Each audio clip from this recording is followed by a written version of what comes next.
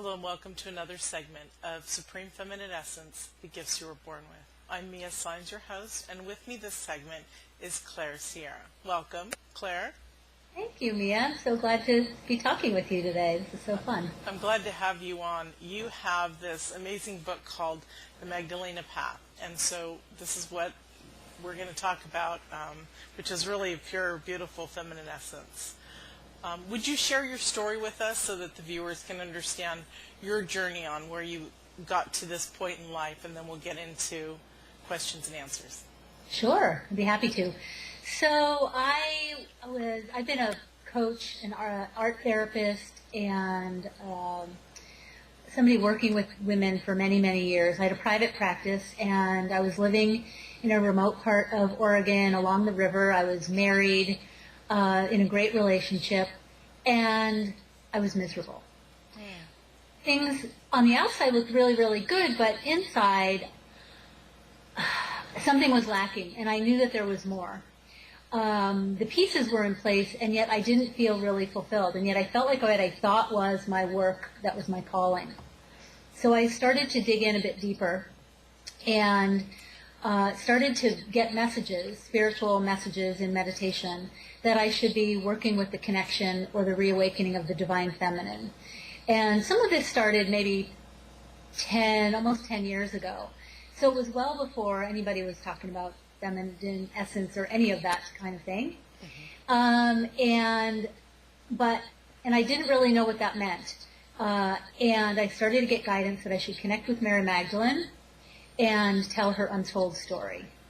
And she started coming to me, and I would sit in meditation, and I would connect with her presence, and I would type and have basically a conversation with her, and I received all these divine downloads, which became the Magdalene Path, Awaken to the Power of Your Feminine Soul. And she was very clear to me from the beginning that while she wanted to tell her untold story, it wasn't really about her. This book was not meant to be about her. It's meant to be for you and I and the listeners here. What women can do today to reconnect to their own feminine essence, because many, many of us have gotten sort of strung out on the windy road of masculine success. So that's what I did. I sat and I connected and I wrote this book, oftentimes really not knowing where the next piece would come or how the next, I'd have a problem that I'd need to solve or some part of the publishing journey that I wasn't familiar with, and solutions would pop up and flow. So it's been a pretty remarkable experience. That's wonderful. I love that you chose Mary Magdalene. And was that something that you also gained through meditation, through prayer, that came to you, or how did the idea of more or less you channeled her to get the downloads, but what was the creative thought behind that? Did she just appear in prayer, meditation, in a dream, and awake? How did it work for you? Well, I had been raised Catholic and had, in my early 20s, really been exploring a wide range of spiritual traditions and spiritual path, not feeling completely met or satisfied by the tradition I was brought up in. And so I was learning meditation. I had heard a long time ago about automatic writing and channeling and things like that. Never really gave much of a thought that was something that I would do or be drawn to. But I was very interested in Mary, and through my interest in Mother Mary, also really started to be curious about this other Mary who seemed to kind of often be mentioned with her, and kind of had this curious story, like she was sort of this, well, not sort of, she was this bad woman who really became good and, was very close to and mentioned quite often in the life of Jesus. So I was very curious about sort of the mystical truth around both of these Marys. But ultimately, when the messages started coming to me, I feel like she chose me more than I chose her. And it just really is, something that opened up and started to happen. But I do think that because of my interest, it sort of created an open line.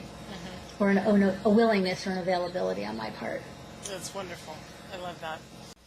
What's feminine soul, and how does it relate to women's lives in the evolutionary awakening of the feminine essence? And right now? It's a beautiful question. So, feminine soul to me is the embodiment of who we are as women.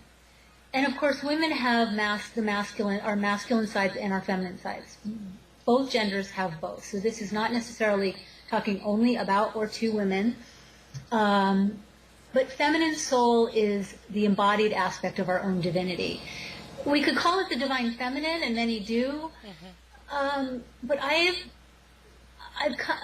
just find that feminine soul and feminine essence, as you call it, it's more intrinsically relatable, and it's more like it's something that's here that I can touch or feels more tangible to me.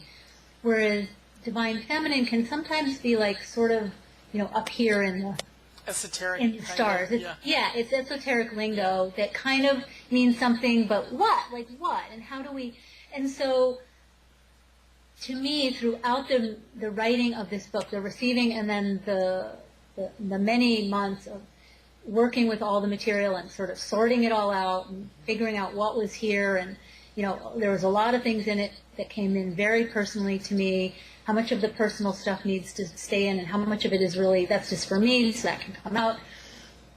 And all these downloads that I received, they didn't come in any sort of order. They, historical things came in, and then sections about masculine, feminine energy, and then sections came in about women and beauty. And so I definitely took some time to sort all that stuff out.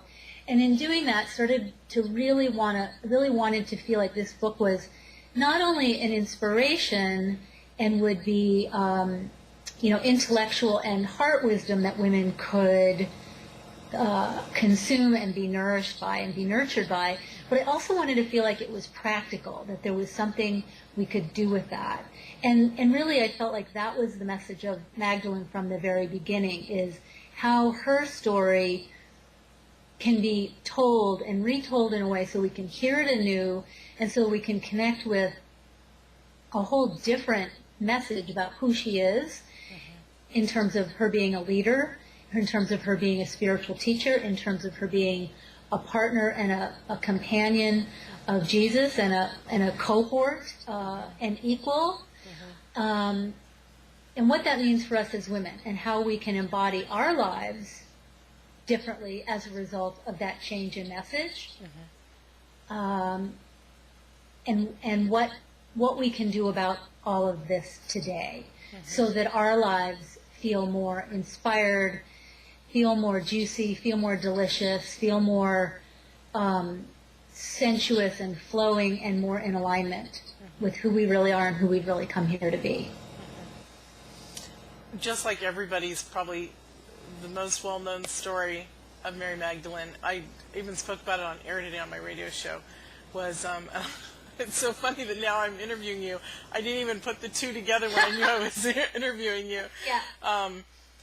But where she was being stoned, and Jesus drew a line in the dirt and said,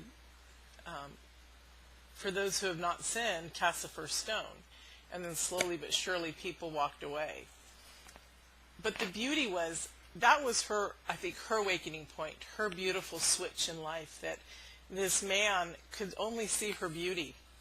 And that's where we can be so powerful as women with our feminine essence when we're around men who are well-balanced, who bring that out in us. And there are a lot of men, which I'm surprised, watch these summits when they're geared for women, my summits. Yeah. So let's talk about, there's another aspect in here. Is this just for women, or how does it benefit men? Let's bring that into it, because it's a perfect balance between male and female. For a woman to be in her supreme feminine essence allows a man to be in his glorious masculine, because we each have, as you were saying, we each have both of us in us. But it's to support and to love and to cherish each other, and not cover and hold down. Will you talk a little bit about that? Sure, yeah. I've actually been really surprised, pleasantly surprised, at how many men really are interested in this book and in this material. I've had quite a large number of men purchasing the book because they recognize that they want to get in touch with their own feminine side, and they don't know how to do that.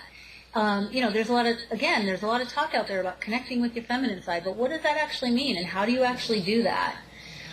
And I think you bring up a really beautiful point, which is that when women are able to fully embrace and embody our own feminine deliciousness fully, it creates a lot of space for men or women who are interested in holding a masculine energy to embody that really fully. Mm-hmm. And otherwise, what happens, I think the course of evolution and development has happened is that we have women, in order to be able to be successful in our culture as a very necessary developmental stage, I think, really needed to prove to the world that, we're as good as men, because women were told for centuries that they, were worthless, that they didn't have a soul. So we needed to prove to ourselves and to the rest of the world our own worthiness. But in doing that, we unwittingly really took on these masculine qualities, and so much of our success is sort of at the expense of our feminine side, and that we've really learned how to man up. Mm-hmm. And so as a result, we've got a culture full of women who are mini men and who are really capable and very independent. And I think a lot of times our own strength causes this imbalance in the masculine-feminine dynamic that actually causes men to then become weaker. It's like, well, I don't have to do it because she'll take care of it, Mm-hmm. Right. I've seen that so clearly with certain men.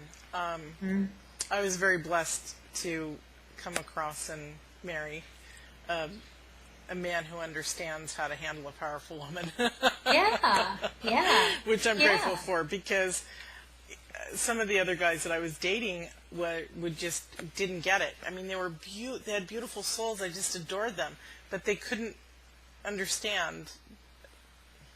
And that's okay. That's part of their journey. You had said something that really clicked in about how men were buying the book to understand their feminine. I also think, and which I would love to applaud men for, I also think there's this opening resurgence of, or let's call it a resurgence, because let's hope that it took place like 3,000 years ago at least, to honor women, and so to get to know us better. Yeah. So to study these things, and I will put your book out there for men when I come across them I have, besides being a self-love teacher, I'm also a relationship couples coach. Mm-hmm. And I often recommend different books for men to read. Mm-hmm. It's funny, the reaction, Mm-hmm. Why am I reading this? So you understand us. And they're like, oh, right. Okay. So It's that driver's manual you were always looking for. Uh-huh. Exactly. Yeah. And you also talked about the change in our society that happened in the 60s and 70s and I want to point this out because 5 years ago I started talking about it on my first relationship radio show, that there's a huge difference, as you were saying, there's a huge difference between feminist and feminism. Mm-hmm. Because the feminist wants to, burn their bras and cut off men's testicles, where the feminine movement wants to love them and honor them and cherish them. And people say, really? How strange. Well, no, because we need and love men just as we want them to need and love us. It's all a divine, perfect balance. We can't create human life with little tiny souls in them without having the man. And they can't create females without us. So, or not create females, but they can't create babies themselves without us beautiful ladies. So that's right. It's an incredible balance that's there that people don't understand, that we have to bless each other in order to have that balance continue. Right. Exactly. And I think that not all feminists hate men. That's just a really simple and convenient way to discredit a whole group of people who want to be more empowered, but not necessarily empowered at the sake of someone else. Right. Exactly. Wonderful. So share with us one or two things tools that people can connect to their feminine today. Wow, that's a great question. So, to me, one of the main ways to do that is any way that you can connect in with your own body. Because our bodies are a blessing. And the feminine body has been vilified, shamed, and scorned for thousands of years. And so even just to take time to get our feet on the ground, and we can just do this right now, just to put your feet on the ground and allow yourself to breathe into your body.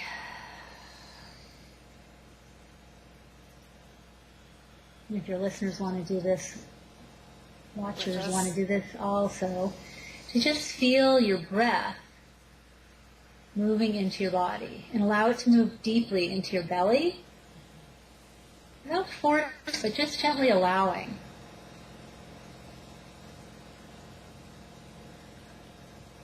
And start to inhabit your hips. You know, that's our power center. And, you know, many of us really operate in the up here world. You know, if we're kind of, you know, or maybe we're trying to get to the heart. But we can get deeper into where our own power center is. So that's one way, just to get in and to just to feel whatever sensations are in your body. Because our sensations and our emotions are really important guides. And again, in our culture, we've been taught to cut ourselves off from that, because that might be messy and inconvenient. What we have to say might be, you know, inappropriate or something. Right. But really, what that does is helps us connect with our heart and with what we really long for and what we desire. I love that you brought that up, because really I think as we start to, as we start to awaken more, and every single female and male are holistic healers. We just are. It's part of our ability, but we don't understand that we are until we understand. And our senses become so alive. We hear clear. We taste differently. I mean, I can taste 2 or 3 flavors at one time in something and pick it out. Touch. I loved how you said, feel your body, even without even feeling it. You can be in a calm, gentle state and just feel the tingles and the relationship to you and the universe. It really is very, very powerful when you can feel that within yourself. I like that you brought that up, because that is one of my happy places to be. I know that sounds funny, but I do that almost every day. In the evening, I take time just to fulfill the joy of knowing that, you know, my senses, and just it's once you get into it, it's so magnificently fun, because no one else is providing you with that time, that gift, except for you, to yourself. And it's beauty. Once we get to understand ourselves so well, there's nothing greater. You know, yes, we need a companion, and our soul is here to learn love, or it knows love, but to experience it in the human form. But it's just so cool to be in touch with ourselves. It gives us more for our partner. Absolutely, absolutely. And to me, so in order to be in touch with the feminine, we have to have a little bit of an idea of what that means. What is the feminine? And, you know, we could spend hours here over that. And actually, you're doing that. So, yay, in your summit here. But to me, being in touch with the feminine is being in touch with the flow and grace and ease and organicity, and the allowing of the divine to come into us and to be us and to know ourselves as divine. And to me, in order to do that, I've got to get connected with myself, and I've got to get connected with the core of all life. So breathing and being in my body is one. Moving is another way to do that. Getting out, anything that allows you to get out in nature, even if that means just taking your shoes off and walking barefoot over your lawn, you know, is great, you know, even compared to taking a hike out in nature. It's like doing whatever is available for us to do. So much of our lives are lived so virtually and so electronically that to just give ourselves permission to have tactile, sensual experiences is incredibly pleasurable, and we have become sort of pleasure averse. Yeah. One of the things you just made me think of with that, I absolutely love doing what you're talking about, especially after those moments of knowing myself, where I'm in that realm of vibrational feeling.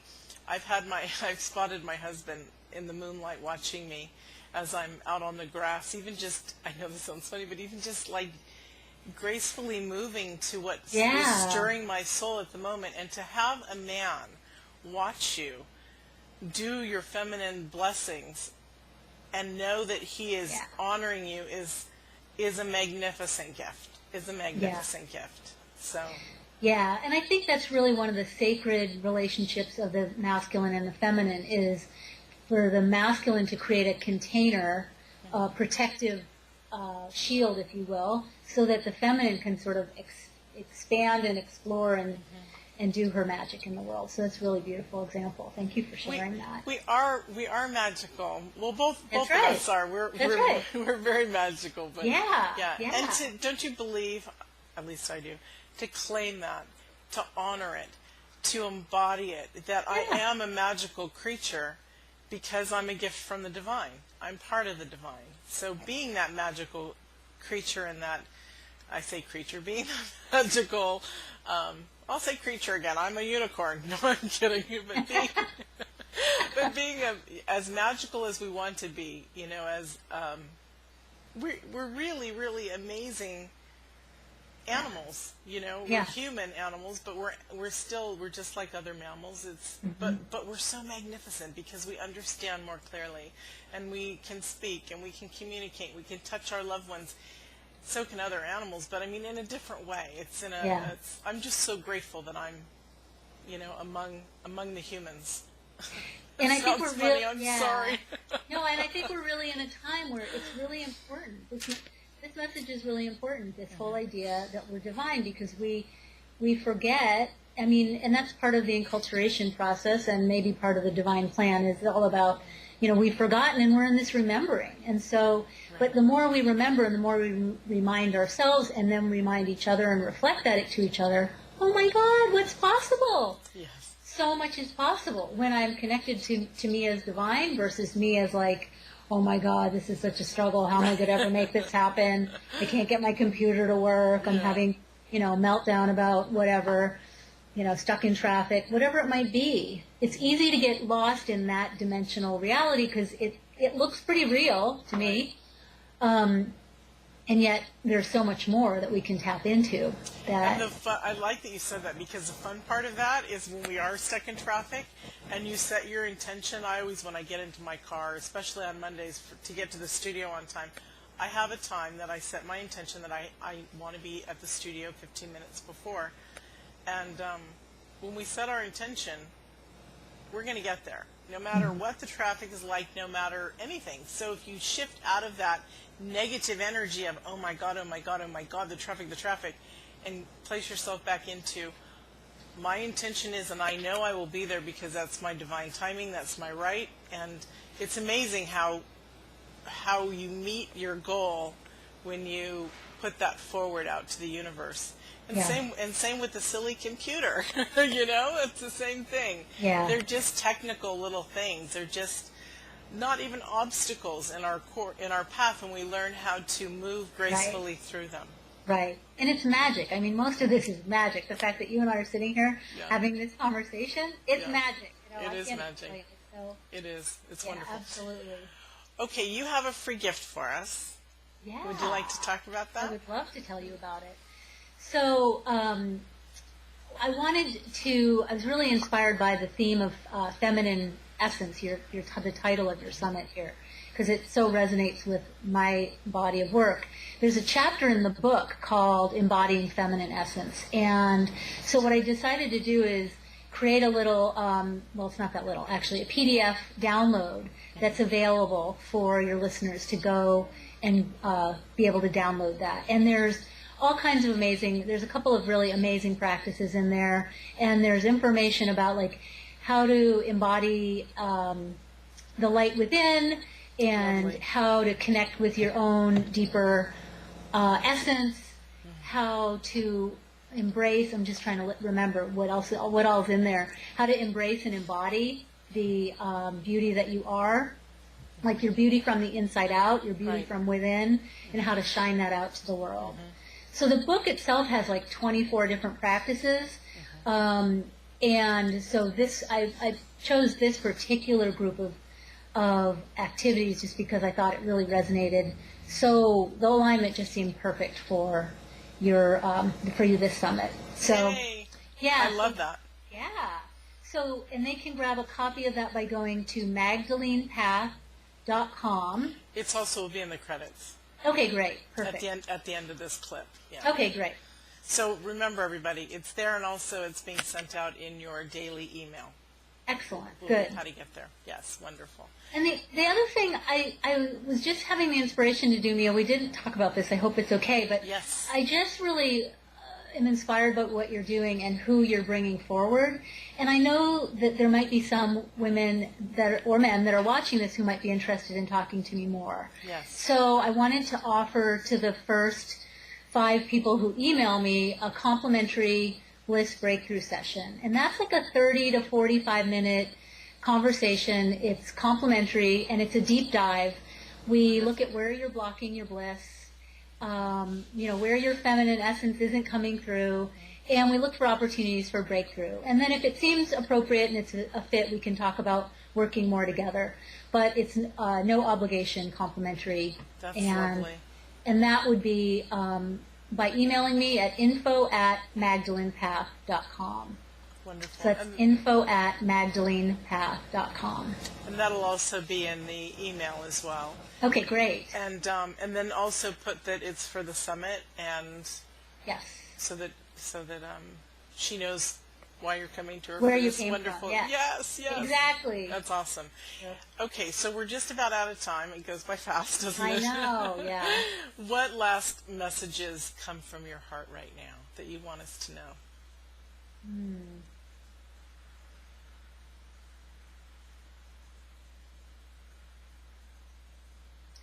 Well, what I'm really getting and what I'm hearing from Magdalene is she says, tell them about the beauty that they are. So I want to just remind you that I know that there are times when it's really easy to forget. And I know that there are many forces at play that can seem to sometimes even conspire to keep us from remembering. But you are beauty. Beauty is what you are. You are light and you are love. And everything else is really in service to that. And so whatever might get in the way, whatever you need to do that you can do to start to peel away some of what's in the way of that, and really invite you to explore that, and invite you to do that with as much love and compassion and gentleness as you can with yourself, but just to remember that you're divine. Yes. You really are. And the more we get that, and the more of us that really get that, that's what's going to change the world. Because from that place, anything is possible. Anything in your life is possible, and then when your life changes, it ripples out to your neighbors, it ripples out to your community meetings, it ripples out to your PTA or your kids' soccer team, it ripples out to your state, your country, and we just send that out into the world. That's the change we want to see in the world, and that's how we do it. We do actually do it with our own lives. Yes, that's beautiful. Thank you so much. Well, thank you for joining us, and this was lovely and amazing and wonderful and just so beautiful. Thank you. Yeah. I appreciate that. Thank you so much. I really appreciate this opportunity to get to talk with you and to spend some time with your viewers. It's really very sweet. It's I lovely. look forward to more. Thank you. And thank you for joining us. We'll see you in the next segment. Bye.